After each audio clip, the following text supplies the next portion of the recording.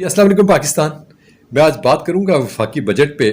कल से देख रहा हूं कि सोशल मीडिया पे उस पर एक रिएक्शन आ रहा है, अपोजिशन भी उस पर एक रिएक्शन दे रही है। तो मैंने सोचा कि एज अ बिजनेसमैन मैं भी अपना आपको रिएक्शन देता हूं, और स्पेशली मैं इवन डिफेंस बजट पे भी बात करूंगा जिसके खिलाफ कल से प्रोपेगेंडा हो रहा है। उसको कोई एजुकेशन के साथ कंपेयर करता है, कोई किसी चीज़ के साथ करता है। मेरे ख्याल से ये आइडियाज़ हमारी इंडिया से चलती हैं, हमारे पास आती हैं, हम आगे शेयरिंग पे लग जाते हैं, और हम में से ज़्यादातर लोग जो है वो अपना अक्ल फ़िक्र इसमें इस्तेमाल नहीं करते। इसके साथ साथ मैं बात करूंगा कि इससे सबसे ज़्यादा इफ़ेक्ट किस तबके को हुआ है इस बजट से, और किसको ज़्यादा रिलीफ मिला है। तो सबसे पहले बात करते हैं कि टोटल जो आपका हुजम है, ये बजट आपका तकरीबन 73 खरब रुपए का ये बजट था। इसका 42% जो है आपका चला जाएगा जो आप हमने पुराने कर्जे लिए हुए हैं IMF को और बाकी मुल्कों को जो है ना जिनसे कर्जे लिए हुए उनके पास चला जाएगा। डिफेंस में सिर्फ और सिर्फ आपका जो है ना वो 18% जो है डिफेंस पे आप खर्च कर रहे हैं, और बाकी तमाम जो है वो आपकी डेवलपमेंट और हेल्थ एजुकेशन और उन चीज़ों के ऊपर जो है ना ये जा रहा है। तो सबसे पहले मैं बात करूंगा कि इससे सबसे बैडली जो तबका इफेक्ट होता है वो तनख्वाहदार तबका है, जो इससे इफेक्ट होता है। पेंशन वाले लोग इफेक्ट होते हैं। उसकी सबसे बड़ी वजह यह है कि एक रेडी वाले ने अगर सेब बेच रहा है, तो अगर वो सेब 10 का बिक रहा था तो 12 का हो गया, तो उसने 12 का बेचना है। इसी तरह जो ऑयल बेच रहा है उसने उसी हिसाब से बेचना है। जिसने कोई दुकान शुकान रखी हुई है, बड़ा स्टोर रखा हुआ है, तो उसके मुताबिक उसके कपड़े की कीमत, उसकी बाकी ग्रॉसरी की कीमत वो बढ़ती जाएगी, और उसी हिसाब से वो आवाम से रिसीव करेगा। उसमें उसका कोई नुकसान नहीं है।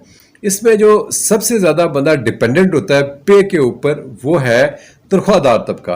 उनको इसकी बहुत बड़ी हिट आती है। बाकी इतनी बड़ी इन्फ्लेशन आ गई है, इतना वहाँ पे महंगाई बढ़ गई है, और जो बड़ा इम्पैक्ट है वो फिर मैं कहूँगा कि वो तनख्वाहदार तबके के ऊपर है। तो इसमें गवर्नमेंट को, हमें पता है कि इस सिचुएशन के अंदर जो गवर्नमेंट ने ये बजट पेश किया है, इससे अच्छा बजट मेरे ख्याल से पेश नहीं हो सकता था। और इस पे अगर अपोजिशन या बाकी कोई क्रिटिसाइज़ करता है तो उनको मेरे ख्याल से एक मुतबादल बजट भी अपना बना के देना चाहिए, जिस तरह शेडो कैबिनेट्स होती हैं और लोग अपना जो है वो पॉइंट ऑफ व्यू भी देते हैं। तो ये सुखी क्रिटिसिज्म जो है ना, इसकी समझ हमारी समझ से बाला तार है। वो पूरा सामने रखें कि 73 खरब ये है आपका बजट। डेफिसिट देखें तकरीबन 23 खरब का है। वो पैसा कहाँ से आएगा? खर्चे आपके बहुत ज़्यादा हैं, इनकम आपकी बहुत कम है, इनका आपस में कोई मुताबिकत नहीं है, कर्जे इतने ज़्यादा हमने लिए हुए। तो अपोजिशन को चाहिए कि ये सामने रख के तो वो भी बताएं कि जी डिफेंस पे इतना खर्च करें, ये हेल्थ एजुकेशन उसमें इतना होना चाहिए, जो डेट सर्विसिंग है उसमें इतना होना चाहिए। तो अपना भी उनको एक मुतबादल बजट देना चाहिए। ये गैर ज़रूरी क्रिटिसिज्म नहीं करना चाहिए। अब बात करता हूँ मैं डिफेंस बजट के ऊपर। आप देखें कि इंडिया का जो डिफेंस बजट है वो है 77 अरब डॉलर, हमारा है 14 अरब डॉलर। हमारी फौज तकरीबन 6-7 लाख हमारी फौज है, और 12-13 लाख उनकी फौज है। ऑलमोस्ट समझे हमसे डबल है। अगर हमसे डबल है तो इसका मतलब है कि उनका, अगर हमारा 14 अरब है तो उनका 28 अरब होना चाहिए। वेर एज 28 अरब नहीं है, उनका जो है 77 बिलियन 77 अरब डॉलर जो है ना उनका बजट है, हमसे कई गुना ज़्यादा है। तो बात यह है जनाबे वाला कि आज़ादी की और हुर्रियत की एक कीमत होती है। ये जो अंग्रेज़ों के कुत्ते नहलाने वाले हैं, इसको इसका एहसास नहीं हो सकता।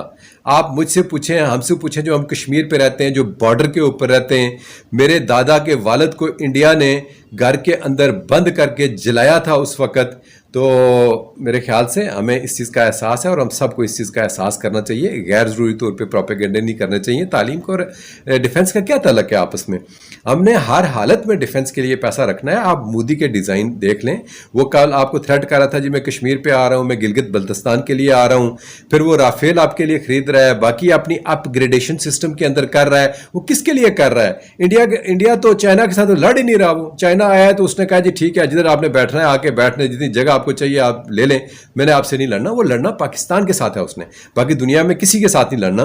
तो हमने भी अपनी तैयारी उसी तरीके से रखनी है जिस तरह की इंडिया अपनी तैयारी कर रहा है। और अल्लाह ताला ने भी हमें हुक्म फरमाया कुरान मजीद में, and make ready your strength to the utmost of your power to strike terror into the hearts of the enemy Allah and your enemies।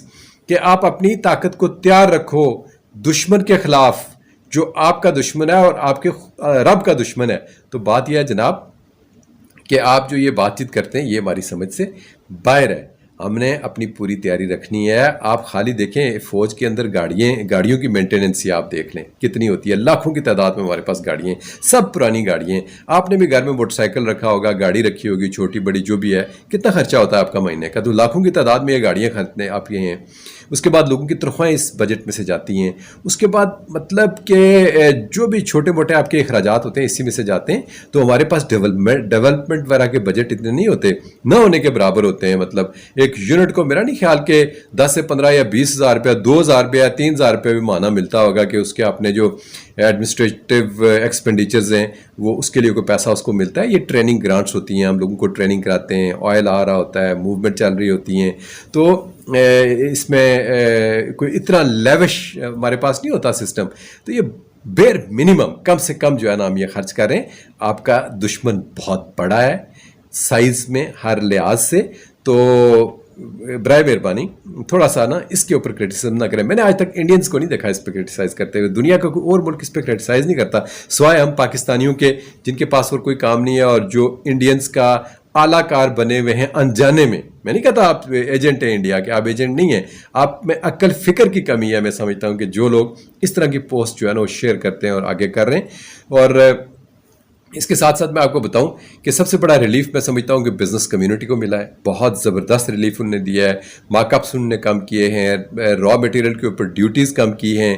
اسینشیلز کو گورنمنٹ نے جو ہے وہ رکھا ہے, جو لوگوں کے ضروری چیزیں ہیں, ضروریات زندگی. باقی جو نان اسینشیلز تھے, جس طرح لوگ ڈرنکس پیتے ہیں, سگریٹ پیتے ہیں, بڑی بڑی گاڑیاں خریدتے ہیں, تو ان کو ڈیفینیٹلی انہوں نے ہٹ کیا ہے.